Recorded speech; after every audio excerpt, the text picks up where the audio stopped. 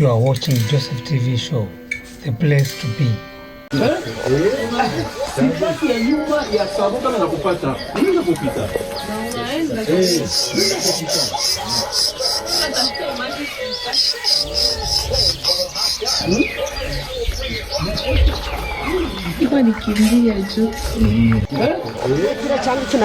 Kinazeeka natumia na kio.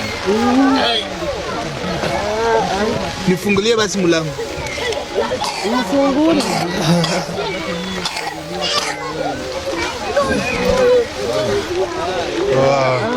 Nawe kwa tunatrava. Niko naenda semesha kwanza wale watoto kule. Mwako mu.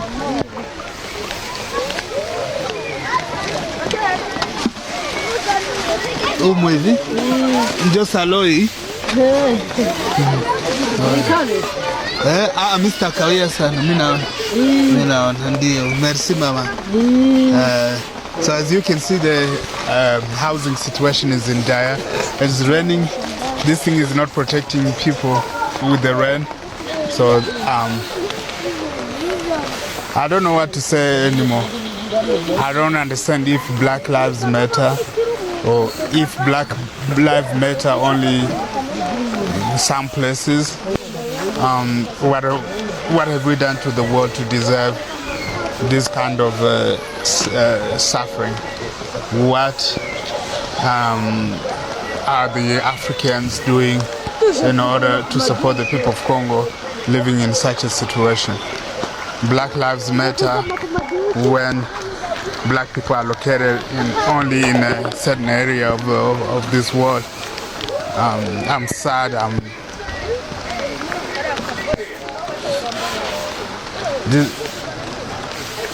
I don't even know what to say, guys. I keep on talking, but I don't know if people are even listening. What else should I say? You tell me, should I stop talking? Should I continue talking?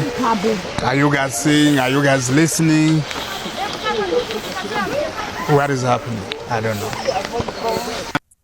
A crisis, starvation in Sudan. How? Why? Because of extractivism. Because the international global finance wants something out of Africa's soil that does not benefit African people. And of course, corrupt, immoral African governments play into that. But that's what we need to stop. How is Africa the hungry continent? The continent that requires aid when it has 60% of the world's arable land. 60% of the world's arable land, the world's farmland, is found in the continent of Africa.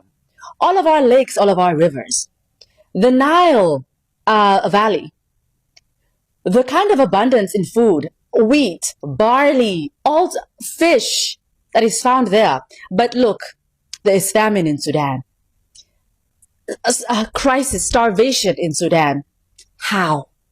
Why? Because of extractivism.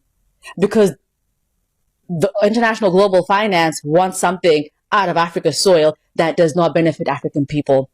And of course, corrupt, immoral African governments play into that. But that's what we need to stop. Let's talk about, of course, the DRC, which epitomizes this whole thing.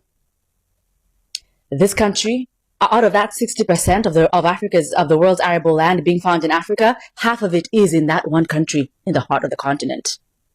But you'll find a country like the DRC, millions of people living in food insecurity.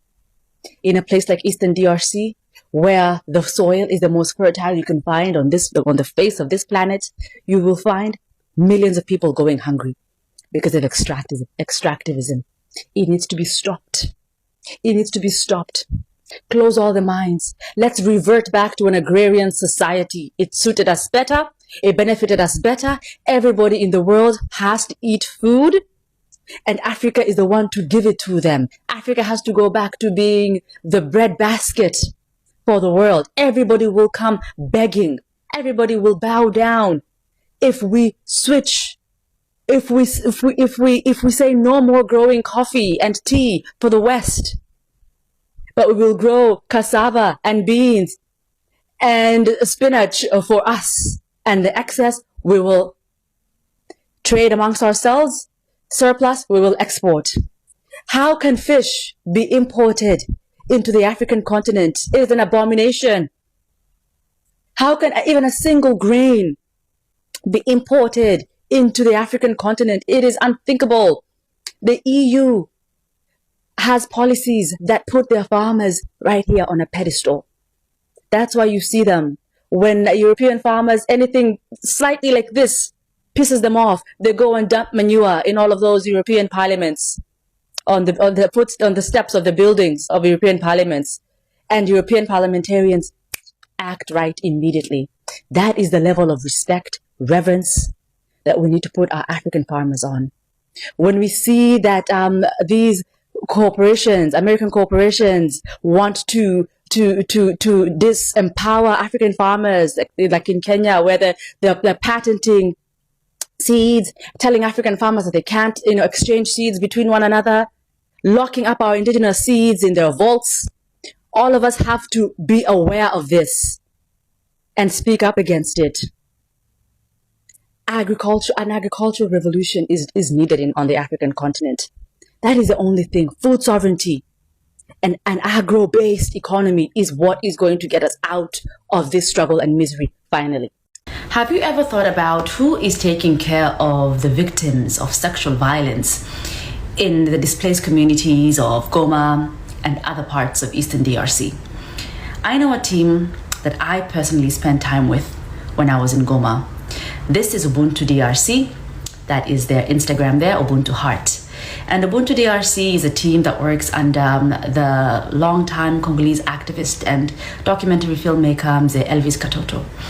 And Ubuntu DRC works to provide all sorts of relief and care for women who have experienced sexual violence, young girls who've experienced sexual violence, children who've experienced sexual violence.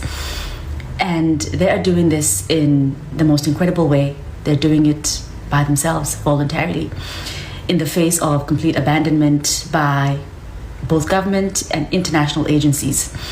Ubuntu DRC, when I spent the day with them in Goma, we went into the displaced camp there, one of them, and one of the team members, this beautiful young lady here, met with a mother who had just given birth. And this baby had signs of malnutrition. The baby had a distended stomach. And so we accompanied the mother and the baby from the camp to the local clinic there in Goma. And this was such a beautiful thing to witness. I felt so honored to be able to see this team's work in action. Ubuntu is an African philosophy that espouses, that asserts that I am because we are. Ubuntu is basically community in action, and this is what this team stands for. The least we can do is support them. The least we can do is tell them that we see them, because our engagement is currency, our attention is currency. I urge you to please go and give them a follow on Instagram. This team needs all of us. This team needs all of our voices if we care about the real lives behind those numbers. This team is paying hospital bills. This team has visited over 100 patients in hospital. That is paying maternity bills for young women and girls as young as 9 years old, victims of these crimes. This is our time. This is our time to show them that we care, that we see them, that they're not in this alone, that they're not in this fight alone. Please go and follow Ubuntu DRC, leave a comment, share their work, give them a word of encouragement, and let them know that we haven't forgotten about them. We will never forget about them. That we understand that what they're doing, it takes a heavy toll, both emotionally and physically, and we're going to give them all of the material and moral support that we can. Thank you for listening, and Free Congo.